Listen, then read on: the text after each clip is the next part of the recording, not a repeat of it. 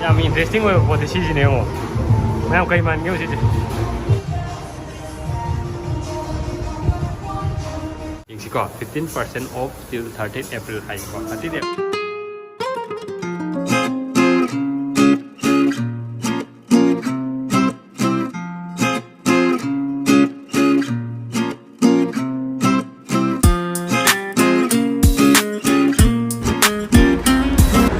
Welcome back guys. Ngasi ko lại mafam asi koi family ko malaga dining tawwa dan ai boyfriend girlfriend ko laga kaleja tawba ya mafam di oru ko. Ai to ni aso. Ado sumai di privacy den mafam ni bagi vibe te enjoy to banang living da laga le sa tawba gi damakta du ma ya mafam di oi doi ne ko. Ado kai wai ni ing se mani me thele ba art ke yam fajarang mani khalle do. Ai hojik tak chara ge kai wai de lai ge ha do. Aduga may kay no do so Mayam yung minutes ko do. Let's go. Mayam ngasi ini lagi mafam sa kahit naman bigyan mo ni Mayam. Sige view. Ado Mayam ning tempo kiri kangam daw male. Ning tempo kiri do ado som na kang nasanga ka lagi ni ko. Aduga thola ga pagi Mayam konung sa pham mai ta de. Som din na pagi siri Gobind ji temple lai ba som sangwam do ni. Aduga ngasai ge hoji aina hai ge mafam do karai da man geng view. Ahaoba yam phangmani daga khoi laiba sina khoi overseas point haina am laiba adugi opposite laiba khoi mafam amadani haiba mafam asi laksabai maramna khoi gi ai viewers sing dagi yamna toina haidi khoina ahong mafam bugumri mayam sali kholi adubu kariguma matamda khoina girlfriend boyfriend pusan daga Atingba dan family la aga dining tawningba gumba case mayam thole hai ko aduna sigi matam sida krai waida mafam afaba fajaba laigi khotke sangba ya ba matam da nungai ba vibe tu nungai ba mafam laigi haibado adu yam toina hangbiri haibire be ngon ko aduna adugi part amoina aina ma laksari mafam ase khogi hanakta nongna hangja hangba hai tare Deja Vu haiba mafam sida ni ko ado hana moise khogi somna kanda kenomda Tuesday cafeteria haina tawram mani ko adagi tawrami ba Tuesday cafeteria adu dum lai horaga Anuba oina hangmani khogi April gi tarik 13 da kuidri hangwase ko ado yenguse myam sigi khogi lairiba kai mathil phangge haibado yengusi aduga lairiba mathil sing adu dai khoina aw ba kai yawi mayam na pamna karino haibado comment section da sum ibiro horen yenga manungda sanga ga yengwa kana ko mayam adu manung sanga si ko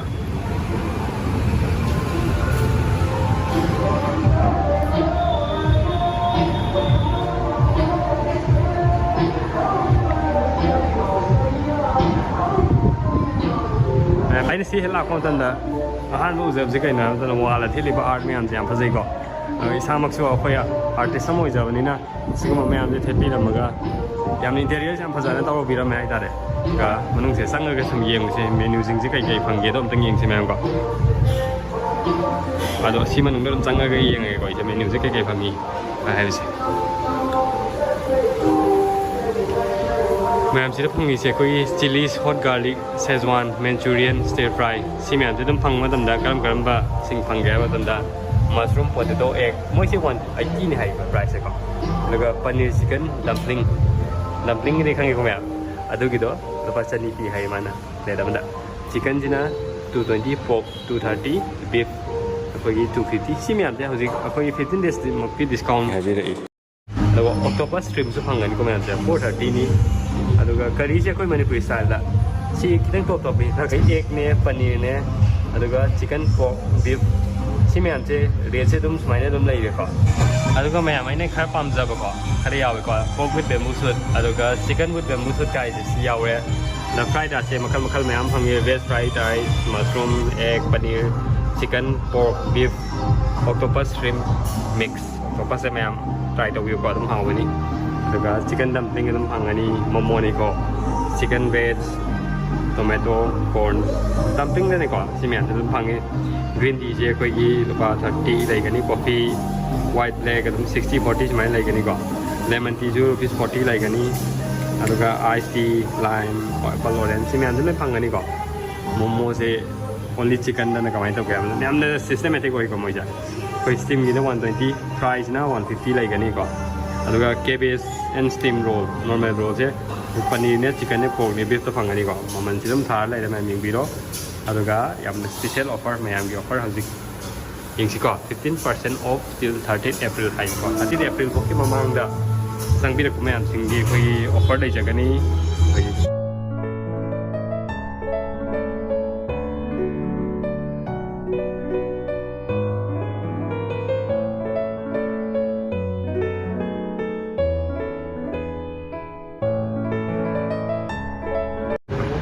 brothers अखोई head chef लेबने माना steam cabbage role से कई stream stream कमाई तब मोबने से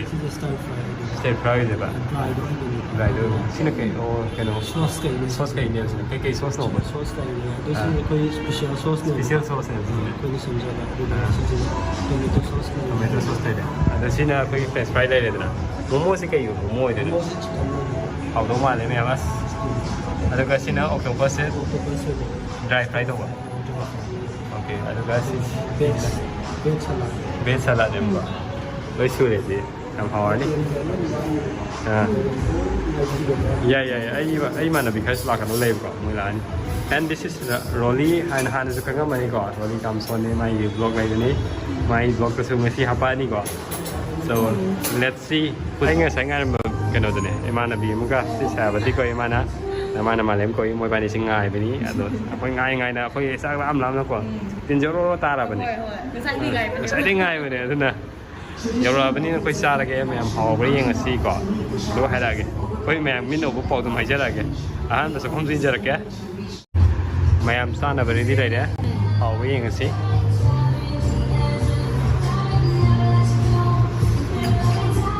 याम interesting हो बहुत सीजने हो मैं कई मान गए उसे वो की वो कोई दुनिया बचे कैप्सूल के सेम होता ना मोनो कोई कुछ हाफ से प्रेजेंटेशन स्टाइल जम फजा वाइना तो सारा के तो दे मैं हम हाउरिंग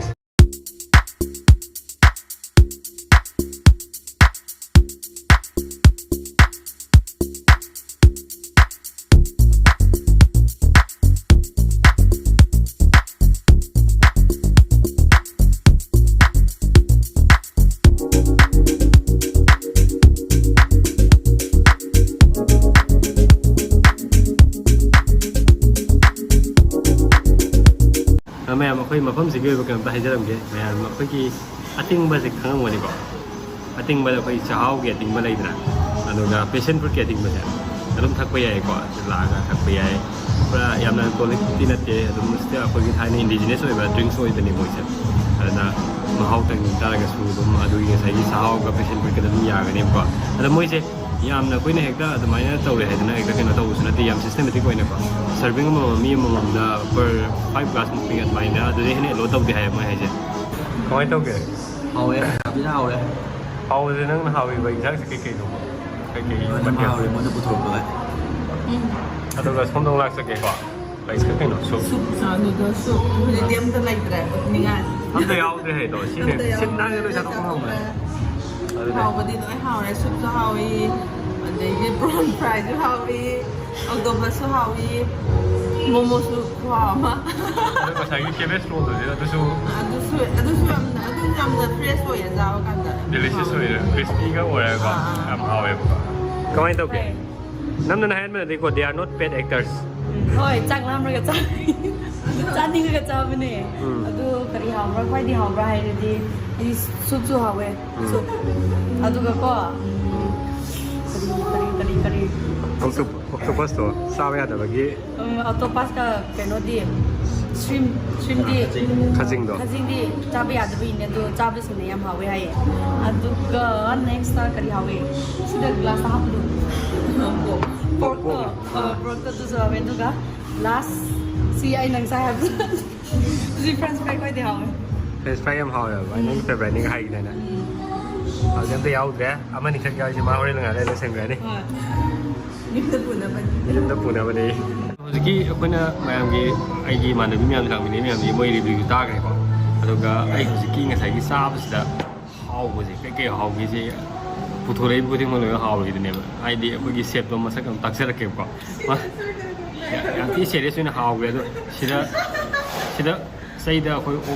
matum lengaga puthorei ko. Adum su ma haw gi lai. Aduga octopus se ꯑꯩ ꯑꯇꯣꯞꯄ ꯃꯐꯝ ꯃꯅꯤꯄꯨꯔꯒꯤ ꯂꯣꯏ ꯇ꯭ꯔꯥꯏ ꯇꯧꯔꯦ ꯃꯃꯤꯡꯗꯤ ꯄꯜꯂꯔꯣꯏꯒꯦ ꯔꯦꯁꯇꯨꯔꯦꯟ ꯑꯇꯩ ꯂꯣꯏ ꯄꯜꯂꯔꯣꯏꯒꯦꯀꯣ ꯑꯗ ꯃꯣꯏꯒꯤ ꯇ꯭ꯔꯥꯏ ꯇꯧꯕ ꯃꯇꯝꯗ ꯉꯁꯥꯏꯒꯤ ꯑꯩꯈꯣꯏꯒꯤ ꯆꯨꯝꯅꯒꯤ ꯁ꯭ꯇꯔ ꯐ꯭ꯔꯥꯏ ꯑꯣꯛꯇꯣꯄꯁꯇ ꯆꯨꯝꯅꯒꯤ ꯗ꯭ꯔꯥꯏ ꯐ꯭ꯔꯥꯏ ꯇꯧꯕꯁꯦ ꯃꯣꯏꯒꯤꯁꯤꯗꯤ ꯃꯍꯥꯎ ꯑꯃ ꯂꯩꯀꯣ ꯑꯩ ꯑꯍꯥꯟꯕ ꯑꯣꯛꯇꯣꯄꯁꯁꯦ ꯍꯥꯎꯇꯕꯅꯤꯗꯒ ꯍꯥꯏꯅꯩꯌꯦꯕ ꯏꯃꯥꯟꯅꯕꯤ ꯃꯌꯥꯝ ꯄꯨꯜꯂꯀꯥꯟꯗꯁꯨ ꯑꯗꯨꯕꯨ ꯍꯧꯖꯤꯛꯀꯤꯁꯤꯗꯤ ꯃꯍꯥꯎ ꯑꯃꯗꯤ ꯂꯩ ꯃꯌꯥꯝ ꯁꯣꯏꯗꯅ ꯂꯥꯛꯄꯤꯌꯣꯕ ꯑꯗꯨꯒ ꯌꯦꯡꯉꯣ ꯑꯣꯛꯇꯣꯄꯁꯁꯦ ꯑꯗꯨꯒ ꯈꯖꯤꯡꯁꯦ ꯁ꯭ꯋꯥꯏ ꯎꯇꯨꯞ ꯎꯇꯨꯞꯃꯨꯛ ꯆꯥꯎꯋꯤꯅꯦ ꯃꯌꯥꯝ ꯑꯁ ꯈꯨꯍꯥꯎꯗꯤ ꯂꯩꯇ꯭ꯔꯦ ꯍꯥꯎꯋꯦꯕ ꯑꯁꯦꯡꯕꯩ ꯈꯖꯤꯡꯁꯨ ꯍꯥꯎꯋꯤ ꯌꯥꯝ ꯊꯤꯅ ꯍꯥꯎꯋꯦ ꯑꯗꯨꯒ ꯁꯤꯒꯤ ꯇꯣꯞ ꯇꯣꯞꯄ ꯑꯦꯛꯁꯄꯤꯔꯤꯌꯦꯟꯁ ꯑꯩꯁꯨ ꯀꯩꯅꯣ ꯇꯧꯕ ꯍꯣꯁꯄꯤꯇꯥꯂꯤꯇꯤ ꯄꯤꯔꯛꯄ ꯔꯦꯁꯇꯨꯔꯦꯟꯁꯦ ꯑꯩꯈꯣꯏ ꯗꯦꯖꯥ ꯚꯨ ꯉꯁꯥꯏ ꯃꯐꯝꯁꯨ ꯇꯥꯛꯈ꯭ꯔꯦ ꯑꯩꯈꯣꯏꯅ ꯑꯗꯨꯗ ꯂꯥꯛꯄꯤꯌꯨ ꯃꯌꯥꯝꯀꯣ ꯑꯗꯨꯝ ꯃꯍꯥꯎ ꯇꯪꯉꯒ ꯑꯗꯣ ꯐꯦꯃꯤꯂꯤ ꯗꯥꯏꯅꯤꯡ ꯇꯧꯕꯁꯨ ꯅꯨꯡꯉꯥꯏꯔꯅꯤꯀꯣ ꯀꯩꯒꯤꯅꯣꯗ ꯄꯨꯡ ꯃꯥꯄꯟ ꯁ꯭ꯋꯥꯏꯗ ꯂꯣꯜꯂꯦ ꯍꯥꯏ ꯃꯣꯏꯁꯦ ꯑꯗꯨꯅ ꯐꯦꯃꯤꯂꯤ ꯑꯣꯏꯅ ꯂꯥꯛꯑꯒ ꯆꯥꯒꯦ ꯍꯥꯏꯇꯥꯔꯒꯁꯨ ꯌꯥꯝ ꯅꯨꯡꯉꯥꯏꯔꯦ ꯑꯗꯣ ꯍꯥꯏꯗꯤ ꯂꯣꯏ ꯐꯪꯉꯦꯕ ꯃꯊꯦꯜ ꯃꯌꯥꯝꯗꯣ ꯑꯩꯅ ꯉꯁꯥꯏ ꯄꯥꯊꯣꯛꯈꯤꯕꯗ ꯃꯊꯦꯜ ꯌꯥꯝ ꯌꯥꯝꯃꯤꯗꯅ ꯁꯤ ꯄꯨꯊꯣꯔꯛꯏꯁꯤꯗꯤ ꯃꯣꯏ ꯃꯦꯅꯨ ꯀꯥꯔꯠꯇꯨꯗ ꯌꯥꯎꯔꯤꯕ ꯁꯨꯗ ꯁꯔꯨꯛ ꯃꯆꯥ ꯈꯛꯇꯅꯤꯀꯣ ꯑꯗꯨꯒ ꯃꯊꯦꯜ ꯃꯌꯥꯝꯗꯨꯗ ꯑꯩꯈꯣꯏꯅ ꯅꯩꯒꯦ ꯍꯥꯏꯗꯤ ꯑꯦꯅꯤ ꯆꯥꯅꯤꯡꯕ ꯑꯃ ꯈꯜꯂꯒ ꯃꯌꯥꯝꯗ ꯐꯦꯃꯤꯂꯤꯗ ꯄꯤꯖꯒꯦ ꯍꯥꯏꯇꯥꯔꯒꯁꯨ ꯃꯌꯥꯝ ꯑꯩꯈꯣꯏꯒꯤ ꯏꯆꯥ ꯏꯁꯨ ꯂꯩꯇꯥꯔꯒꯁꯨ ꯑꯣꯛꯇꯣꯄꯁ ꯆꯥꯔꯨꯁꯤ ꯀꯥꯏꯅꯀꯣ ꯂꯥꯛꯄꯤꯕ ꯌꯥꯏꯗꯅ ꯑꯗꯨꯅ ꯃꯌꯥꯝ ꯁꯤ ꯍꯥꯏꯔꯒ ꯂꯣꯏꯁꯤꯟꯖꯔꯒꯦ ꯉꯁꯤꯒꯤ ꯕ꯭ꯂꯣꯒꯁꯤꯒꯤ ꯑꯣꯏꯅꯗꯤ ꯀꯥꯏꯅꯗꯕ ꯌꯥꯗꯦ